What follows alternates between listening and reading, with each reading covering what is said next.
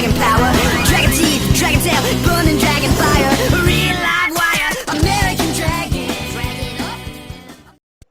Hello everyone, recently I've seen Grimsoul really growing with late game content like ISA, Heroic Dungeon Mode, and co-op updates. I imagine there are a lot of new players out there. I know this game can be hard, especially if you don't have any gaming knowledge, but that's what I'm here to fix. The difficulty of anything you do, whether that's gaming or anything else, is relative to your skills. I don't believe this game is hard because I believe you can easily learn all the skills you need to succeed in this game. Here are my top 10 newbie tips. Tip number 1.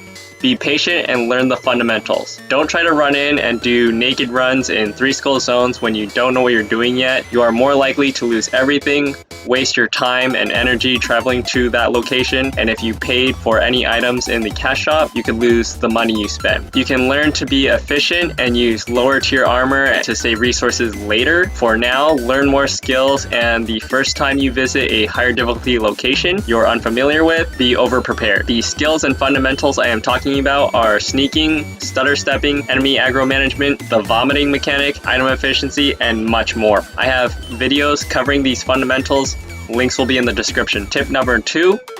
Grind levels and build your castle up first. I recommend grinding levels until you are level 55 before doing more advanced things. Grind levels and resources in 1 skull and eventually 2 skull zones. It might be boring, but it will give you time to practice the basics and get comfortable so that 3 skull zones and other more difficult locations won't seem so scary. Grinding the materials to build up your castle will improve your castle level, which will help you produce some resources like cloth faster once you get your sewing table. It also gives you a long-term goal that keeps the game interesting while future-proofing and protecting you from raiding when it eventually comes out. Also, it will help you recover any items you lose more easily because once you are a high level, you can craft almost anything that's in the game. As a side note, plan if you want trees and other resources on your base as decorations because if you harvest them, they do not respawn. Tip number 3, build all the workbenches and special buildings. This will likely happen naturally as you're grinding for levels and collecting resources, but as soon as you level up and unlock these new workbenches, you should build and complete them as soon as possible.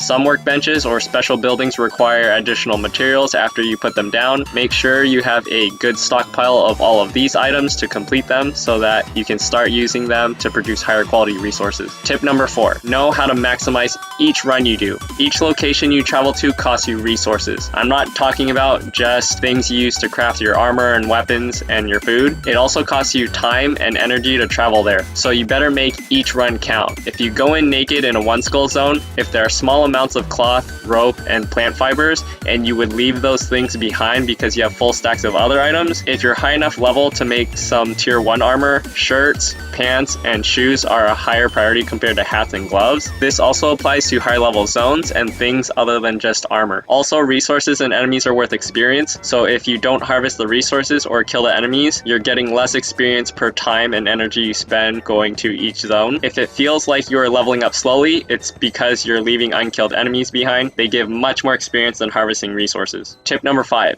Build up your passive skills. 1 skull zones will get you level 1 skill books, 2 skull zones will get you level 2 skill books, 3 skull zones will get you level 4 skill books, the Forsaken Dungeon will get you level 6 and 8 skill books. Depending on the floor, some of the skill books can only be gotten from bosses, doing a dungeon on heroic mode in the 4 and 5 skull zones, or trading gold to merchants. Building up your passive skills is really important because it's basically like investing in the future and will help you lower the cost of everything that you do. Tip number 6, don't die.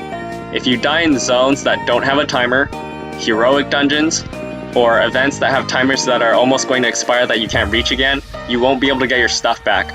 So even if you have to overheal and waste a few healing items, it's better to be alive and waste a couple items than be a dead efficiency whore, always caring about maximizing every single healing item. Tip number 7, learn how to pick fights. Whenever you can, fight enemies one-on-one. If an exile spawns and you don't have good enough gear to fight them, just run off the map and they will disappear when you re-enter the zone. Do not go to zones that you are too under-equipped to kill the strongest enemy there, because there's a chance that they can spawn from off of the map and they will chase you forever until you reset the zone by going to a different zone first and then going back. So always be prepared to kill a few of the toughest enemies in the zone you're in. Tip number 8, learn what items to prioritize. At each stage of the game, there are different items you will need for whatever you need to build at the time. But there are some items that you will not need a lot of, and you should probably never pick them up after you get your first stack of them, unless you've already built up every workbench and maxed all your walls and floors. Treasure items that merchants want to trade for are not that great to hoard because merchants don't always ask for the same things. Items like these are okay to leave behind over everything else while farming if you already have a full stack of them. Also, saltpeter isn't worth picking up from skull zones unless you can get almost a full stack because you get coal and sulfur relatively slowly, and getting more saltpeter will not help you make more explosives. Tip number 9. Use berries and other loose healing items to top off HP. In 1 to 3 skull zones, berries are a great source of health. They save you a lot of cooked food. You typically only need to eat cooked food when you are fighting AI exiles, damn knights, or damn templars. For that reason, the berry gatherer's instinct is actually more useful than the healing property skill for any healing item. If you find healing items in chests and aren't going to bring them home, might as well also use them to top off your health instead of using the cooked food that you brought with you. Tip number 10.